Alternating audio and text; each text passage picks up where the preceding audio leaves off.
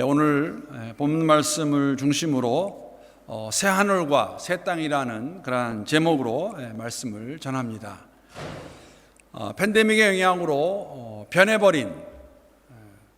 변해가고 있는 세상을 살아가고 있음을 저희들이 다시 한번 인정하게 됩니다. 우리가 살고 있는 호주에서도 락다운, 6번째 락다운을 맞이해서 연장이 되었고 언제 끝날지 모르는 그러한 상황을 우리가 인정하게 되면서 지난주에도 잠깐 말씀을 언급한 것 같이 작년 2월에 이러한 코로나 바이러스로 인해서 첫 번째 락다운이 시작되었을 때 이렇게까지 오래가고 또 심각해질 것을 예상했던 사람은 아마 많지 않을 것 같습니다. 사실 지난주 금요일에 있었던 호주 전국 비상내각회의 바로 직후에 기자회견에서 켈리 수석 의료관은 현재 호주에서 일어나고 있는 상황을 보면서 이렇게 설명했습니다. 제3차 대유행이 시작되었다라고 이렇게 기자회견하는 것을, 그런 기사를 보았습니다. 장기화되어 가고 있는 이 팬데믹, 전무후무한 그런 상황입니다. 사실 팬데믹뿐만 아니라 지구의 온난화로 인해서 발생하고 있는 지구촌 여러 곳의 상황을 우리가 보면서 이러한 마음을 갖게 됩니다. 이전과는 정말 차원이 다른 그러한 세상을 살고 있다는 것을 부인할 수 없다는 그러한 마음을 가지게 됩니다. 아마 좋은 예 중에 하나가 홍수일 것입니다. 얼마 전 서부 독일에서 발생한 대홍수, 독일에서조차 177명의 목숨을 앗아갔고 100명이 실종되었고 또 벨기에에서도 37명이 홍수로 목숨을 잃었습니다.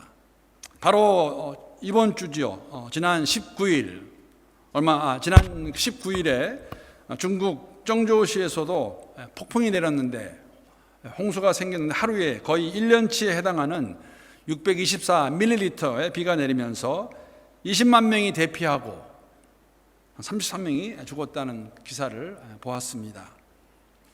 얼마나 많은 분들이 관심을 가지고 있는지 모르겠지만 아프가니스탄의 상황도 아주 좋지 않습니다. 8월 말까지 미군 철수를 앞두고 이슬람 무장단체 탈레반이 지금 카불을 향해서 이렇게 쳐들어오고 있는 것, UN 국제이주기구의 발표에 따르면 아프가니스탄에서 이번에 500만 명이 넘는 사람들이 탈레반의 공격으로 거처를 잃었고 약 36만 명 정도의 난민이 발생했다고 이렇게 발표하고 있습니다. 물론 이러한 상황을 저희들이 보고 들으면서 예수님의 재림이 더 가까워졌다, 아니면 하나님의 심판이 내일이라도 임할 것이다 라고 그렇게 생각하지는 않습니다. 그러나 우리가 깨닫기를 원하시는 하나님 아버지께서 이전보다 더 강하게 말씀하고 계시고 경고하고 계신다는 생각을 숨길 수 없습니다.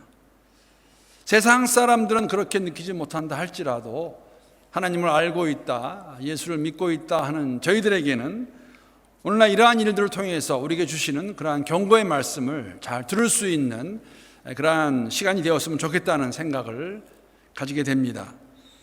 사실 오늘 본문 말씀을 가지고 말씀을 준비하면서, 그리고 우리가 당면하고 있는, 우리가 지금 살아가고 있는 현실을 보면서 불현듯 생각난 사람이 있었습니다. 빌라도 총독입니다. 예수님께 사형언도를 내린 사람이었지만 여러분, 그에게도 진리를 알 수 있는 기회가 주어졌지만 자신의 정치적 성공을 위해서 진리를 외면했던 빌라도가 생각이 났습니다. 요한복음의 말씀 함께 잠깐 보도록 하겠습니다. 요한복음 18장에 보게 되면 예수님과 대면한 빌라도의 상황을 이렇게 기록하고 있습니다. 빌라도가 대답하되 내가 유대인이냐? 내 나라 사람과 대제사장들이 너를 내게 넘겼으니 내가 무엇을 하였느냐? 예수께서 대답하시되 내 나라는 이 세상에 속한 것이 아니니라. 만일 내 나라가 이 세상에 속한 것이었더라면 내 종들이 싸워 나로 유대인들에게 넘겨지지 않게 하였으리라. 이제 내 나라는 여기에 속한 것이 아니니라. 빌라도가 이르되 그러면 내가 왕이 아니냐? 예수께서 대답하시되 내 말과 같이 내가 왕이니라. 내가 이를 위하여 태어났으며 이를 위하여 세상에 왔나니 곧 진리에 대하여 증언하려 함이로다. 무릇 진리에 속한 자는 내 음성을 듣느니라 하신대 빌라도가 이르되 진리가 무엇이냐 하더라. 여러분, 빌라도에게는 진리이신 예수님을 알 수 있는 기회가 주어졌습니다. 이 세상에 평화의 왕으로 오신 그리스도 예수. 그러나 빌라도는 눈앞에 있는 권력에 그 파워의 눈이 멀어서 주님을 바로 볼 수 있는 기회와 영생을 얻을 수 있는 그 복된 시간을 영원히 놓치고 말았습니다. 여러분, 그렇습니다. 이사야서의 말씀을 우리가 함께 계속 묵상하는 가운데에 또 오늘 우리에게 주어진 이 현실을 살아가면서 함께 기도하는 것이 있다면 우리 멜번 한인교회 모든 성도님들 진리이신 예수를 바로 아는 그 가운데에서 오늘 본문의 말씀과 같이 새 하늘과 새 땅을 바라보는 가운데 나아가는 그러한 여정 걸어갈 수 있기를 함께 기도합니다. 하나님께서 이사야 선지자를 통해서 마침내 선포하십니다. 새 하늘과 새 땅을 창조하시고 그들에게 주시겠다, 완전하게 회복시키시겠다 말씀하십니다. 오늘 본문 17절에서 19절까지의 내용입니다. 여러분, 이 본문 말씀 우리 계시는 곳에서 우리 세 번역으로 제가 올려놨는데 우리 한번 함께 한 목소리로 읽어보도록 하겠습니다. 시작. 보아라, 내가 새 하늘과 새 땅을 창조할 것이니 이전 것들은 기억되거나 마음에 떠오르거나 하지 않을 것이다. 그러니 너희는 내가 창조하는 것을 기리기리 기뻐하고 즐거워하여라. 보아라, 내가 예루살렘을 기쁨이 가득 찬 도성으로 창조하고 그 주민을 행복을 누리는 백성으로 창조하겠다.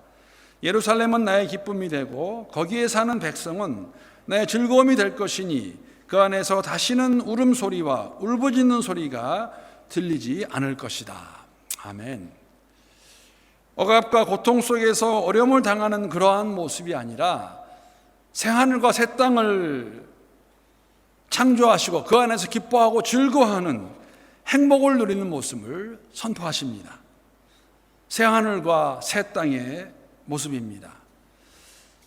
사랑하는 성도 여러분, 새 하늘과 새 땅, 하나님의 나라는 우리가 이 땅을 떠나서 들어가는 그러한 나라만을 의미하지 않습니다.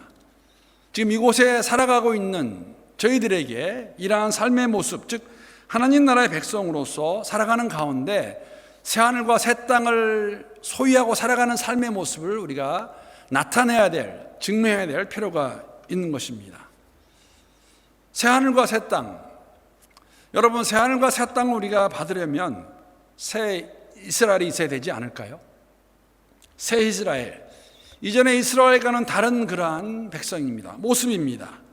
여러분, 옛 모습으로는, 옛 사람으로는 새하늘과 새 땅에 들어갈 수가 없습니다. 적어도 우리가 이사야서를 묵상하는 가운데 그러한 그 백성들의 모습으로는 들어갈 수 없음을 말씀해 주고 있습니다. 여러분, 이사야서를 통해서 우리가 함께 묵상하는 가운데 옛 이스라엘의 모습 어떻게 우리에게 보여주고 있습니까? 이렇게 설명하면 될 것 같습니다. 여러분, 이스라엘 백성들이 정말 잘한 것이 하나가 있죠. 잘했다는 의미는 뭐냐면 사실은 그들에게 모양과 형식은 분명히 있었습니다. 제사를 지냈습니다. 하나님을 안다 고백하는데 그러나 그들의 마음이 함께하지 않은, 진정으로 하나님을 섬기지 않는, 따라가지 않는 그러한 외식하는 가증한 모습을 저희들이 발견할 수가 있습니다. 그러한 그들을 향해서 하나님께서 반복적으로 지속적으로 말씀하십니다. 하나님께서 원하시는, 기뻐하시는, 보시기 원하시는 그러한 예배자의 모습이 무엇인가 말씀하십니다. 그들의 중심을 보시는 하나님, 돌아오라고 말씀하시는 것이죠. 여러분, 그러한 가증한 모습부터 돌아오기를 바라시는 그 하나님, 그리고 그들에게 회개하고 돌아왔을 때에 새하늘과 새 땅을 창조하셔서 그들이 그 가운데에서 기쁘고 감사하며 행복을 누리는 백성으로 삼아주시겠다고, 삼으시겠다고 말씀하십니다. 오늘 본문 말씀 보게 되면 새하늘과 새 땅이 어떠한 모습인가, 어떠한 나라인가 저희들에게 설명해 주십니다. 여러분, 첫 번째 우리가 본문 20절 말씀을 보게 되면 새하늘과 새 땅은 죽음이 없는 나라입니다. 20절 말씀 제가 다시 한번 읽어보겠습니다. 거기는 날수가 많지 못하여 죽는 어린아이와 수완이 차지 못한 노인이 다시는 없을 것이라. 곧 100세에 죽는 자를 젊은이라 하겠고 백사가 못되어 죽는 자는 저주받는 자이니라. 백사가 못되어서 죽는 자가 저주받은 자리라면 우린 다 저주받은 자가 될 것입니다. 거의 그렇게 되겠죠. 하나님의 나라, 새하늘과 새 땅의 나라는 이러한 죽음이 없는, 더 이상 죽음을 맛보지 않는 나라임을 저희들에게 말씀해 주고 있습니다. 사실 우리가 이 땅에 살아가면서 당하는 고통 가운데 아마 가장 큰 고통이 있다면 죽음이 아닐까 생각합니다. 모든 사람이 때가 되면 죽을 것입니다. 당면해야 되는 그런 현실이기도 합니다. 어쩌면 이러한 이유로 인해서 코로나19로 인하여서 우리가 가장 무서워하고 두려워하는 것이 있다면 이것이 아닐까 생각합니다. 죽을 수 있다는 것.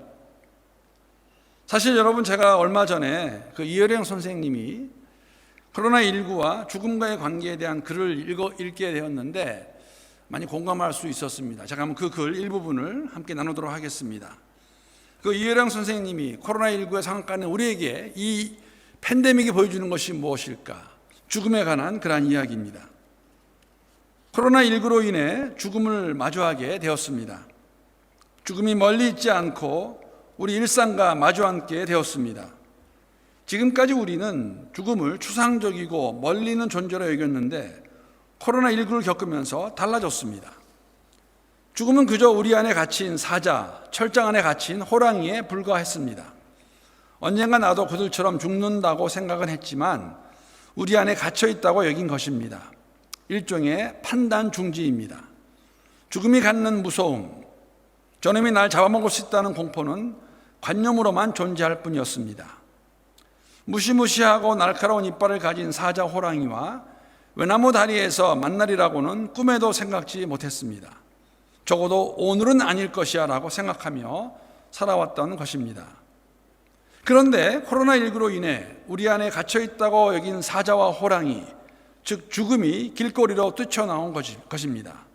죽음의 공포, 굶주린 맹수의 습격을 한두 사람이 아니라 온 마을, 온 도시, 온 인류가 깨닫기 시작한 것입니다. 죽음의 공포가 일상이 되었습니다. 우리 안에 있던 죽음, 지금까지 알던 그 사자가 아닙니다. 두렵지만 그래도 안심하고 봤던 그 놈이 골목 어귀에서, 출근길 만원 버스 안에서, 시장 가다가 딱 마주치게 된 것입니다. 존재하는 것은 모두 죽는다는 철학자나 성직자의 가르침보다 더 강렬하게 이 죽음이란 무시무시한 사자를, 저 괴물을 코로나19가 인류에게 보여주고 만 것입니다. 우리가 발딛고 섰던 인류의 문화 문명이, 원폭으로 무너지지 않던 문명 문화가 조그만 바이러스한테 허망하게 무너져 버렸습니다. 죽음, 이 죽음이 없는 곳이 하나님의 나라라고 저희들에게 말씀해 주고 있습니다. 주님께서 주시는 약속의 말씀입니다. 새하늘과 새 땅, 그날이 오면 이 고통, 이 죽음으로부터 모든 것이 사라질 것을 말씀하십니다. 죽은 자도 살아나는 부활의 나라, 다시는 죽음의 고통이 틈타지 못하는 나라, 그 나라가 하나님의 나라입니다. 이사야를 통해 주신 그 말씀, 우리 신약에 오게 되면 하나님께서 사도 요한을 통하여서 우리에게도 동일하게 말씀해 주십니다. 계시록의 말씀입니다. 계시록 21장 1절부터 4절까지의 말씀 제가 읽어보겠습니다.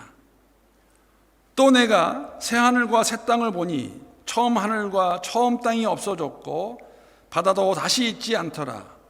또 내가 보매 거룩한 성 새 예루살렘이 하나님께로부터 하늘에서 내려오니 그 준비한 것이 신부가 남편을 위하여 단장한 것 같더라. 내가 들으니 보좌에서 큰 음성이 나서 이르되 보라, 하나님의 장막이 사람들과 함께 있음에 하나님이 그들과 함께 계시리니 그들은 하나님의 백성이 되고 하나님은 친히 그들과 함께 계셔서 모든 눈물을 그 눈에서 닦아주시니 다시는 사망이 없고 애통하는 것이나 곡하는 것이나 아픈 것이 다시 있지 아니하리니 처음 것들이 다 지나갔음이로라. 이 나라가 속히 오기를 바라게 하는 것이 오늘의 현실이 아닌가 생각합니다. 메라나타, 하나님의 나라가 하루빨리 임할 수 있기를 함께 기도합니다. 그리고 여러분, 새하늘과 새 나라는, 그 하나님의 나라는 정당한 대가가 있는 나라임을 저희들에게 말씀해 주고 있습니다. 본문 23절 말씀 보게 되면 이렇게 기록합니다. 그들의 수고가 헛되지 않겠고 그들이 생산한 것이 재난을 당하지 아니하리니 그들은 여호와의 복된 자의 자손이요 그들의 후손도 그들과 같을 것임이라. 땀 흘려도 대가를 받지 못한다면 어떠할까요? 게으른 것도 아니고 정말 열심히 성실하게 일했는데 그에 대한 대가가 없다면, 받을 수 없다면 그 고통은 이루 말할 수 없을 것입니다. 그러나 하나님의 나라에는 정당한 대가가 있는 그러한 고통이 없는 나라임을 저희들에게 말씀해 주고 있습니다. 더 나아가서 새하늘과 새 땅 하나님의 나라는 평화의 나라입니다. 25절 말씀입니다. 이리와 어린 양이 함께 먹을 것이며 사자가 소처럼 즙을 먹을 것이며 뱀은 흙을 양식으로 삼을 것이니 나의 성산에서는 해함도 없겠고 상함도 없으리라 여호와께서 말씀하시니라. 여러분, 이리와 어린 양이 함께 뛰놀고 사자와 소가 함께 거할 수 있는 이러한 하나님의 나라, 우리에게 말씀하시는 이 내용을 우리가 읽으면서 할 수 있는 반응이 무엇일까요? 저는 딱 한 가지라고 생각합니다. 와우, 이러한 나라가 하나님의 나라이구나. 오늘 우리가 경험하고 있는 이러한 모든 것들, 우리는 이것을 현실이라고 말하고 그렇게 표현합니다. 설명합니다. 여러분, 오늘의 현실이 왜 이렇게 되었을까요? 팬데믹의 강도가 더 심해지는 것, 강해지는 것을 저희들이 피부로 느끼게 됩니다. 여러분, 자연의 파괴로 인해서 일어나는 자연재해, 그리고 더 악해져만 가는 사람들의 범죄, 이 원인이 무엇일까요? 하나님을 부인하고 하나님을 거부하고 떠나온 인간, 바로 우리가 문제입니다. 우리가 문제입니다. 사람이 문제입니다. 전혀 새로운 것은 아닙니다. 새하늘과 새 땅을 창조하시고 주시겠다고 말씀하신 그 하나님, 이스라엘 백성들이 원하시는 것은 무엇이냐면 그들이 회개하고 돌아오기를 바라시고 계시는 것.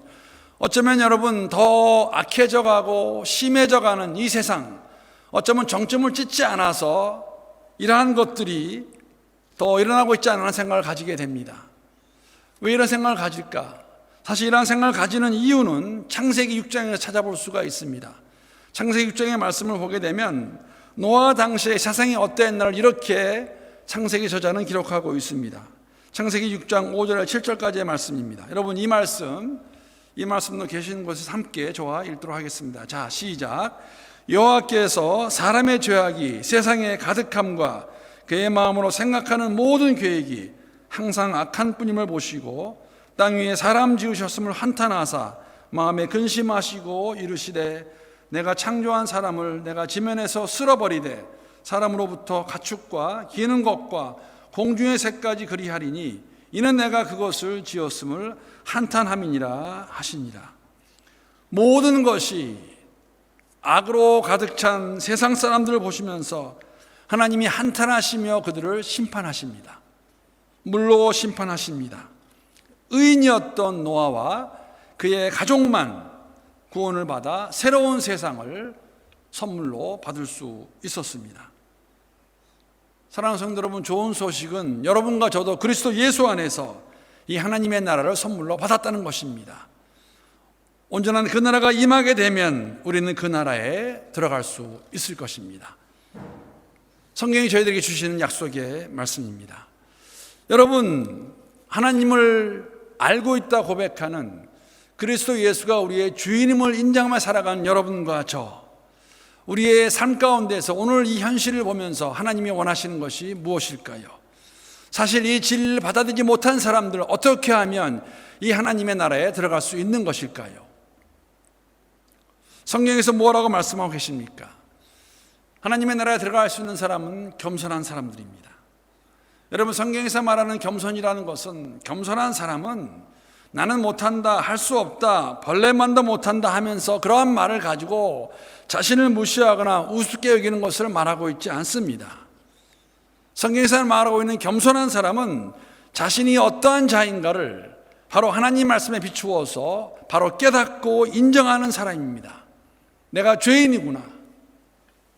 이러한 죄인을 위해 그리스도 예수를 보내주셔서 그 예수를 내 삶에 받아들일 때에, 그 예수를 믿는다 고백할 때에 하나님 나라에 들어갈 수 있음을 저희들에게 말씀해 주고 있습니다. 이러한 사람 자랑할 것이 무엇이겠습니까? 아무것도 없습니다.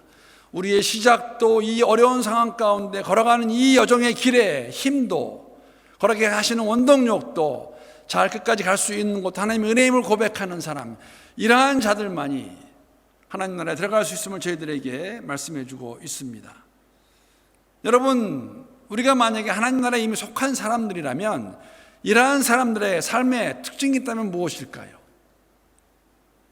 그것은 다른 것이 아니라 진정으로 회개하는 사람들입니다. 진정한 회개가 무엇을 말하는 것일까요? 여러분, 유다 백성들, 이스라엘 백성은 하나님을 경배한다고 말을 했습니다.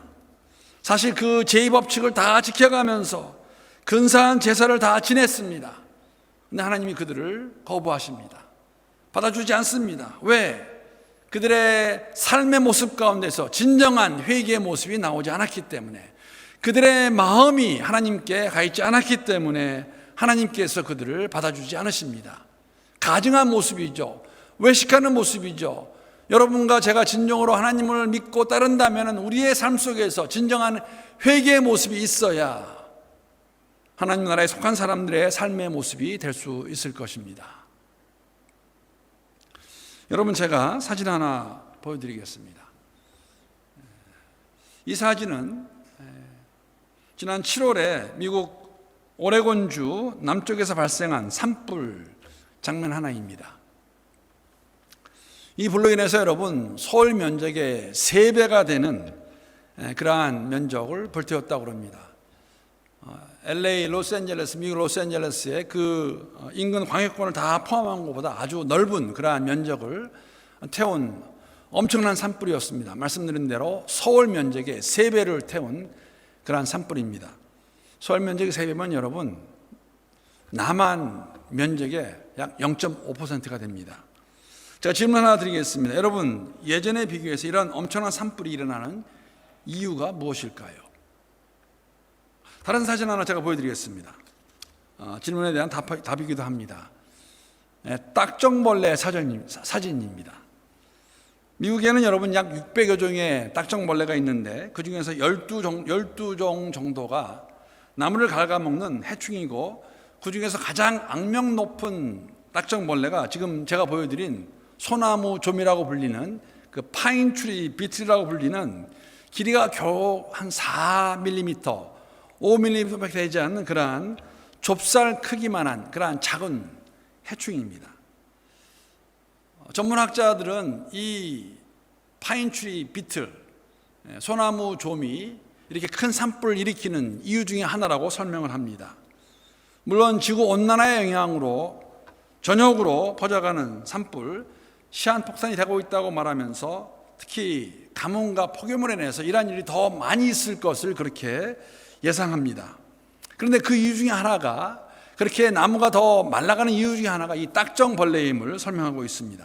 왜 그러냐면 여러분, 이 소나무좀 딱정벌레는 소나무의 나무 껍질을 벗기고 구멍을 파내고 들어간 다음에 알을 낳고 번식합니다. 물론 나무도 수액을 내보내어서 다양하지만 소나무 좀의 공세가 너무 강해서 당해낼 재간이 없고 한 1년 정도 지나게 되면은 그 딱정벌레, 이 소나무 좀이 그 나무의 수분의 80, 90%를 먹어서 말려버린다고 합니다.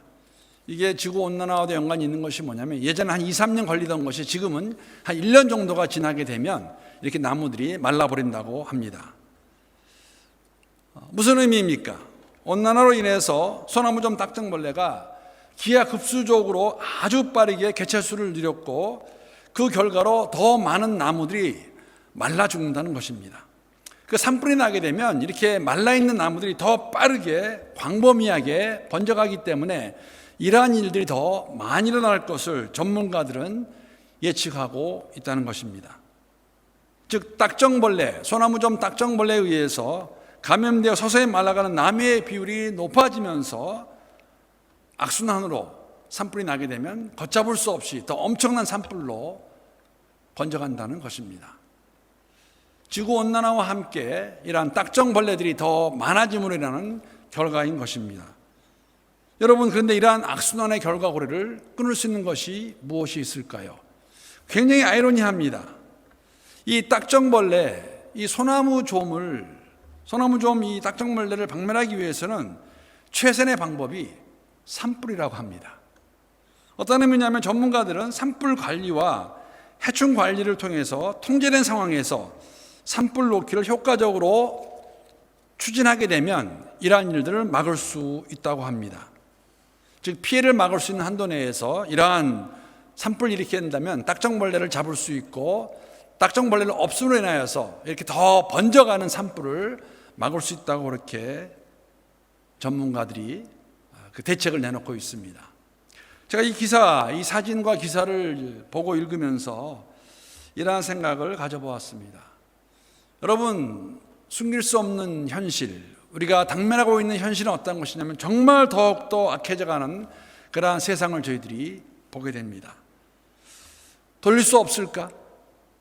멈출 수 없을까? 지난 6주 동안 이사야서를 함께 묵상하면서 그들에게 심판을 경고하시는 하나님께서 이스라엘 백성들에게 원하시는 것이 무엇인가?